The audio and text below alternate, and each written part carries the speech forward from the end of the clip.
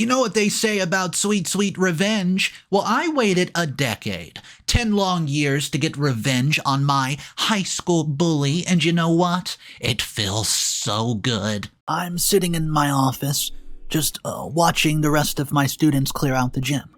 My name's Camellia, but I go by Cam. I'm 26, and I'm a fight instructor and teach women self-defense at the gym where I work.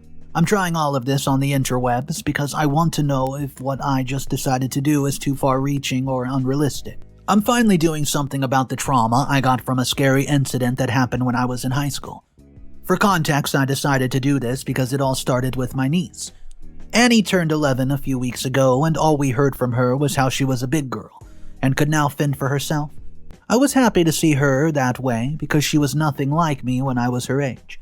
I was very timid and scared, and I wasn't confident at all. I got scared when adults talked to me, and I was too scared of my age mates because all of them were larger than me. This is why you'll not see me mention any friends because I have none. Too many years of trying and failing taught me just to give up. Anyways, back to my niece. 2 weeks ago, after her birthday, Annie came back from school with her leggings torn and bruises on her face and arms. The bus dropped her off at my gym because she comes there from school, and we hang out until my brother gets back from work. When she's not working on school assignments, I take her self-defense classes too. And I think it paid off, because the day that she came back, the day from the injuries, she didn't look like she was in pain at all. I was still scared, so I rushed to her and asked her what happened, and she tells me proudly that she stood up to a bully. I asked her why she didn't tell me that she was being bullied, and she said that she handled it well. The girl had been pushing her into the bus door every day when they got on, and Annie decided that she had already had enough and used a few of the moves I had taught her on the girl. She was so proud of what she did that she kept yelling, "I beat Megan," to everybody who wanted to hear about it. When she mentioned that name, it felt like everything I had kept locked away for years finally came rushing back to me. I told Annie that the name of her bully was interestingly the same as somebody who bullied me in high school. I was ashamed to tell her that I could not stand up for myself as she looked at me with such admiration. She asked me how it was possible that I could not beat up bullies when I was so strong and bulky. I told her I wasn't always strong and the reason was the bullies. I told her the story, and now I'm going to tell you so you can understand where I'm coming from. You see, I was 12 years old when I transferred to a new school. It took a lot of convincing for the principal to believe that I was 12 because I was so small and timid. The principal saw it and my classmates saw it too, and the ones that took the most advantage of that were Megan and Alex. To say that these people made my life hell is an understatement. On my first day at school, Alex made a joke about how I was going to need a stool, so I could reach my desk because of my size. He had laughed at me before picking me up and putting me on the table. It wasn't hard for Alex to do this, because he was a big kid. I thought it was just a one-time thing until I met Megan, and the two of them are cousins, and they teamed up to make school unbearable for me. On one occasion, Megan walked into the bathroom, and when she saw me entering during recess and when I tried to ignore her, she grabbed my pencil case and stuffed it in the toilet. If it was a regular teasing, I would have done something about it or laughed it off, but Megan was mean. She made it crystal clear that she didn't like me. Why? I don't think I'll ever find out.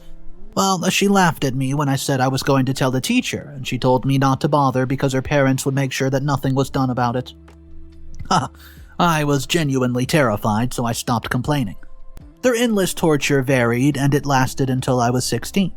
Finding my bag trashed after school was over, becoming a regular thing. Many times I had to hand-pick my books from the school's dumpster because Megan and Alex thought it would be hilarious to do so. I was small, so I would have to jump into the dumpster to look for it. I got grounded a lot for smelling like trash. I couldn't tell my parents I was being bullied because my father always went on about how I was the only scared one of all his children. So I just said nothing, guys. For 4 years, they threw my books into the dumpster or the incinerator and watched me struggle to get it back. So, during lunch, I went hungry when they were around because they always knocked my food to the ground anyways. The most painful experience I had one time was when Alex knocked my lunch tray from my hands and I had to clean it all up. As I bent to clean it up, Megan pushed me, guys.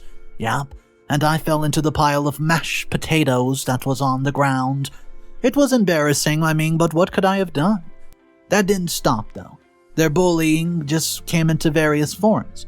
They would often push me into the lockers and duct tape my friends' hands and legs, and sometimes I was saved from this because a teacher would be passing, but that just meant that I would suffer during recess. They bullied me so much that I was no longer sure whether it was a good thing to be alive. All I thought of was how I was going to escape the bullies. One time, Alex came to me and asked me to hand over my lunch money. I refused because I was tired at that point and wanted to try standing up for myself. It did not work because he locked me in the bathroom that was no longer functioning, and I was there for almost an hour until the janitor heard and let me out. This was my life up until something happened, and I thought that was going to be the end of it. I was a few days away from turning 16, and I had been at the school pool practicing when Alex, Megan, and their friends came outside. They started throwing rocks and plastic bottles at me, but I did my best to ignore them. I moved to the other end of the pool, but they simply followed me. I became irritated, and their tantrums, their taunting, shouting at them to leave me alone. Till today, I wish I had said nothing to them. Megan got furious and asked who I was to shout at them like that, and I told her I'm tired of her nonsense, and that she should leave me alone. I climbed out of the pool, and as I was trying to walk away, their friend blocked me, and I told them to let me go. I had no time for what they were doing, and Megan jumped at me.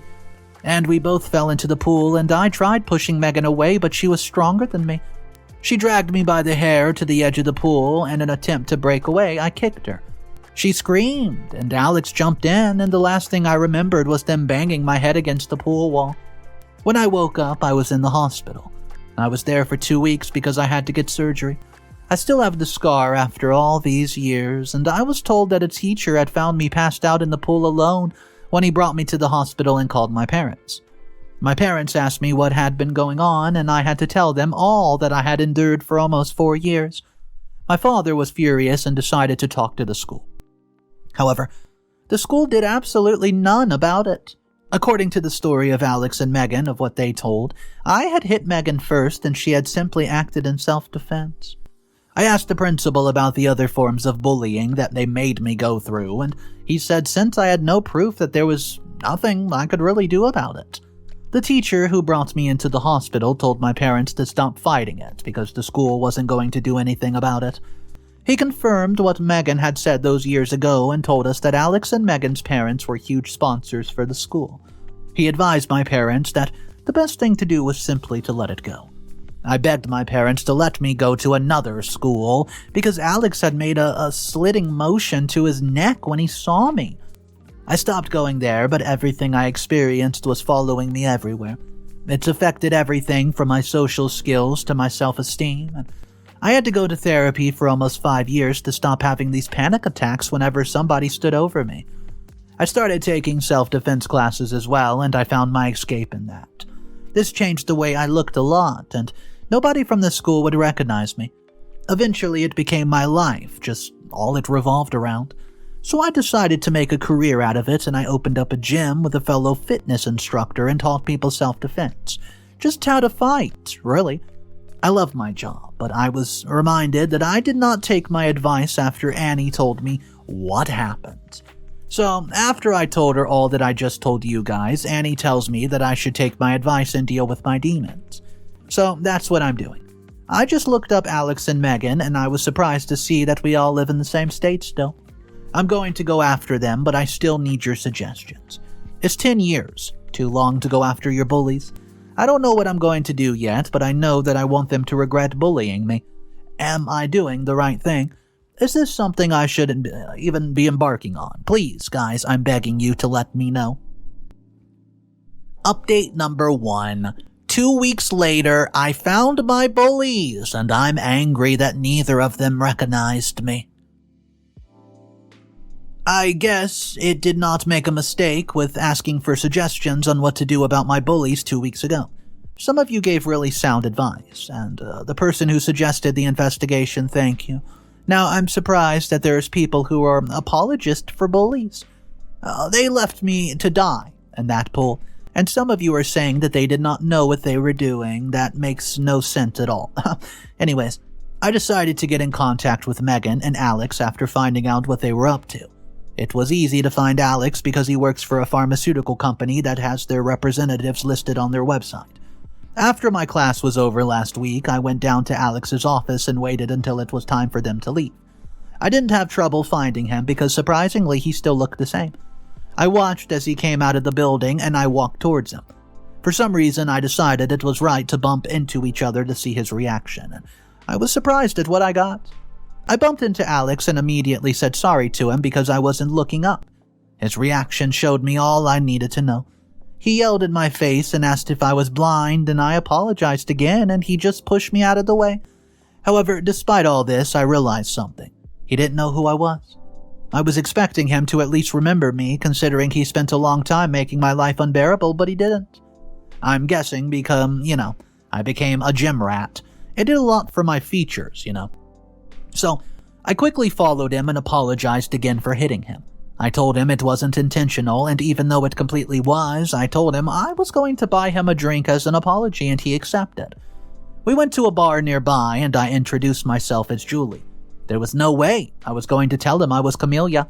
He introduced himself, and we talked for a long time, and it took everything in me not to bash his face in when he still didn't recognize me. Even though I've gone intending to do something else, I quickly changed my plans to something else, entirely.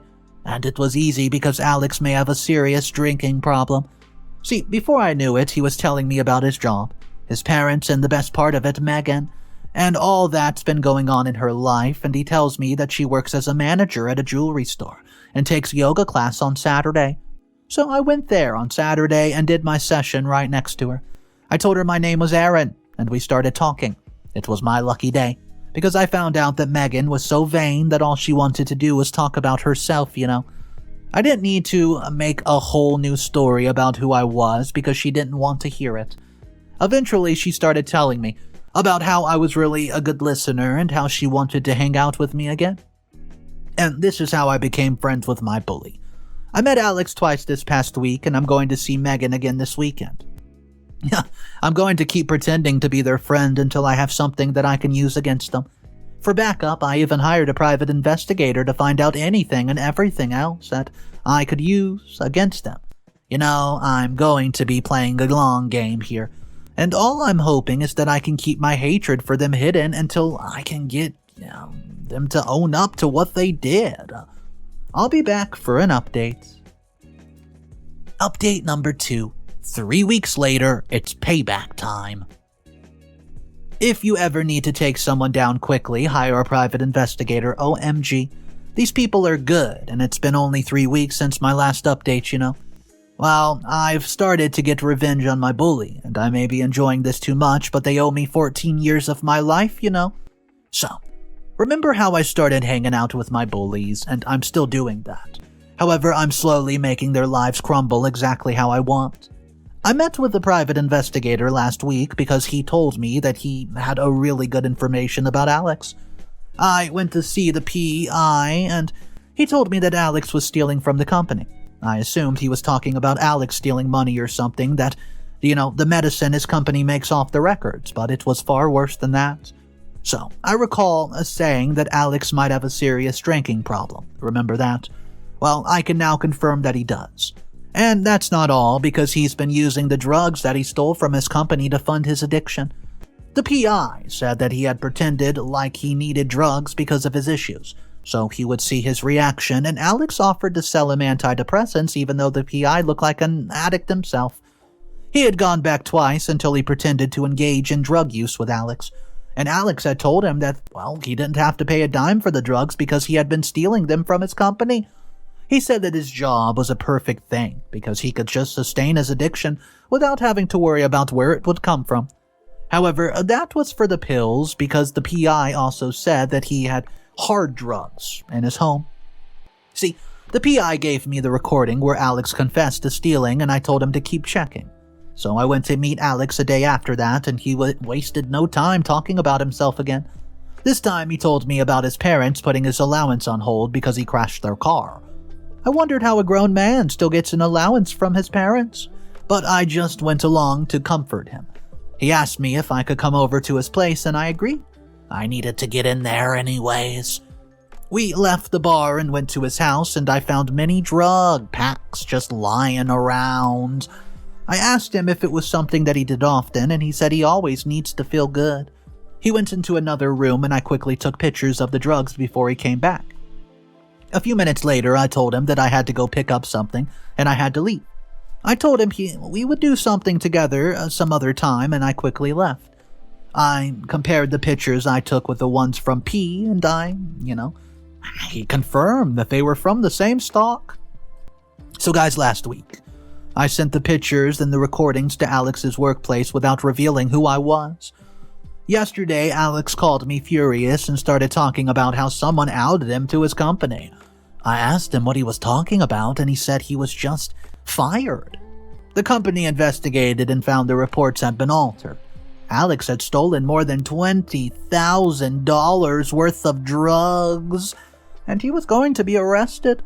He said that the only reason that he wasn't arrested was because his parents said that they would pay any amount to stop that from happening.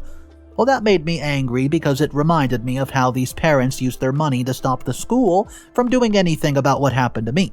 To make matters worse, neither of them recognized me. I've seen both of them close to 10 times now, and they do not recognize me. They deserve everything that's happening to them right now, and tomorrow I'm going to see if Alex still wants to talk. He said his parents are cutting him off because of the drug situation, and I would be happy, but I'm not done yet. I'll keep everybody posted, shall I? Updates number 3. 2 months later, Megan's boyfriend is her ATM. I've had the longest 2 months of my life since I started this whole charade of pretending to be friends with my bullies. I mean, it's hard that I have to tell them 2 names, and the other day I slipped up. I took a call from work and answered with my actual name while Megan was there. She looked at me weird, and I told her it was my nickname from work. She did not think twice about it because she was in a bad mood because of her breakup. See, a breakup that I caused. Anyways, Alex has been unemployed for 2 months now, and I'm trying to spend less time with him because every time he sees me now, he wants me to give him money so he can get more drugs. I avoid him as much as I can, but I still have to let him know that I want to be around him. Since I already hit him with a big blow, I decide to divert my attention to Megan. See, the PI tells me that she was in a relationship around 5 weeks ago, and when he told me the name of the guy, I realized that I was really lucky. Megan's boyfriend was a client at my gym. That made things very easy for me, and I started to talk to him every day for almost 2 weeks. I realized that I had the perfect way to get back at Megan. So last week, I asked Megan's boyfriend if he could come to a place that I thought I could, be a potential gym location for our new outlet so he could check it out too. According to him, he had an eye for locations that were going to be successful, and he agreed, and I set the other half of my plan into motion. I went to see Alex and suggested to him that he needed to meet up with his family. He wasn't talking to his family, but he was still pretty tight with Megan. He began to tell me a lot of things, so I knew he was going to tell me where he and Megan were going to meet up. Since neither of them knew exactly who I was or what I was hanging out with both of them for, no one really knew that I was doing all this to set them up. So I called Alex, and I told him to let me know where his meetup went, and he sent me the address of where he was meeting Megan. I called up Megan's boyfriend, and he told me that he can meet with me, and when he arrived, I went straight to the address that Alex sent me and parked somewhere near the place where Alex and Megan had been sitting. Megan's boyfriend immediately spotted her, and he became really upset. He said that she'll still cheat on him after all he did for her. He asked if we could leave, and I gladly accepted. I didn't want him to go up and confront Megan, so I quickly drove away. On the way, he starts telling me about how he gave her a job at his company, and how she was there just for him to put on her salary. I dropped him off and apologized that he had to see that. He left, and 2 days ago, Megan calls me angry, saying that her boyfriend broke up with her because he said that she was cheating. As it turned out, he had been paying all her bills. All the vain talk that she had said about her being able to afford the expensive jewelry with her job was nothing more than a lie. Now, she has no job, she has no boyfriend, she has no money, and I'm writing this to you and just handing Megan a tissue at the same time. That's right. It's taking all my willpower not to laugh, because at least they'll feel a little bit of how I felt every day till I left that school. I'm a horrible person, right? Update number 4. Guys, this came out 5 months later. My bully finally knows who I am. They almost tried to kill me. Ugh, yeah. I know there's no way to start an update after 5 months, but I had to get it out there. So I kept feeding thoughts into Megan and Alex's head for almost 5 long months. I made them fight with the rest of their friends, and for some reason Megan's drinking a lot more. Anyways, I knew it was finally time to end all this, so 2 weeks ago I went to the police station to see an acquaintance of mine. We had met when he was doing a self-defense class gig. So I tell him I needed to get some confessions to something that they did a while ago, that I needed stakeouts to help me, and he agreed to do it. And I told him where to go and when, it would be a few days. Last week I met with Alex and Megan one more time. This time I asked them what their school life was like and if they enjoyed being in high school. Their response still made me angry thinking about them. Alex laughed and said he did because he got to pick on someone for a long time. Well, I asked him how that was fun. He said because the girl was a loser and she couldn't do anything to him even if he tried. Megan's answer was not any different, guys. I realized that there was nothing about me that gave them a reason to bully me. They just did it because it was fun. So I made up my mind that they had to pay even more. 3 days ago, I sent them separate text messages and told them to meet me at our high school. I was waiting for them with the police hidden around the school in different areas. I waited for them in the front of the school, and I was expecting to see the look of confusion on their face when they both saw each other. They were even more confused when they both called me different names. I told them they didn't need to be confused because I did not know the two of them. I told them my name and asked them if they remembered leaving me in the pool to die. The look of shock on their face was quickly replaced with fear. Megan started stammering about how I wormed my way into her life to lie to her. She started freaking out and said I should not have done that, and Alex went into an absolute rage and started screaming. He said the teacher should have left me in the pool to drown, so the world would be a better place if a loser like me wasn't in the world. I calmly asked if they were confessing to banging my head against the pool wall all those years ago, and they practically screamed yes. This was when the police officers busted out of the bushes. They were arresting them and taking them to the police station, and I felt so satisfied. I finally got them. I got them to own up to what they did, and I'm going back to the police station tomorrow just to know what the next step is going to be. Update number 5. This is the final update, and it came out 1 year later. Hey guys, a year. It's not too long to give an update, right? I do apologize for not saying much. I've been doing a lot. And I realized that I never dropped an update. Well, after the police arrested Alex and Megan, their parents contacted me even before I was able to go to the police station the next day.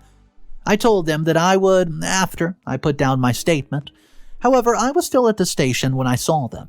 They walked up to me and they started manipulating me into keeping quiet. They gave me a talk about how I had to let bygones be bygones because life goes on regardless. I told them that they should have done something about it 10 years ago, when they could have saved me the stress of going after their children. I told them that if they did not leave me alone, I would have them arrested. They began to offer me money and begged me not to press charges. I told them that there was never any intention of pressing charges. I told them that what I was going to do was talk to everyone I knew who could help me get the story out, while name-dropping their children. They walked away, and that was the last thing I heard from the parents. Alex and Megan are in rehab now. Alex went downhill because he started mixing everything he could to fund his addiction. Megan soon joined him because she couldn't stop drinking. I think that's enough payment for them robbing me of my chance to have friends and be social. I now have a side program for children under the age of 10. Annie and her friends do a lot with publicities, and twice a week I teach these young children how to defend themselves from bullies, so they won't do anything I had to do to stand up to my bullies. Anyways, that's it, guys. What's up, guys? What a crazy story. I found a negative comment that people did not really agree with, but a lot of people did. Let me know if you're on this side or not. It says, "You did a lot to get back at your bullies from a long time ago. You completely ruined their lives, and I mean, you made it so bad that they went to rehab. Even though you did get injured because of them, was it really worth it for their lives to be turned upside down? I hope you find forgiveness. I hope you know the kind of children that you're training. By the way, some of them may use those moves to bully people, so just be careful." Let me know what you think of that. Is that some good advice, or is that commenter being a little ridiculous? Drop your thoughts down below. My name's Mr. Reddit, so guys, I narrate stories like this every single day. And if you want to be a part of these stories, all you got to do is subscribe. So hit that button. I'll see you tomorrow. And of course, remember, it's cool to be kind. Peace.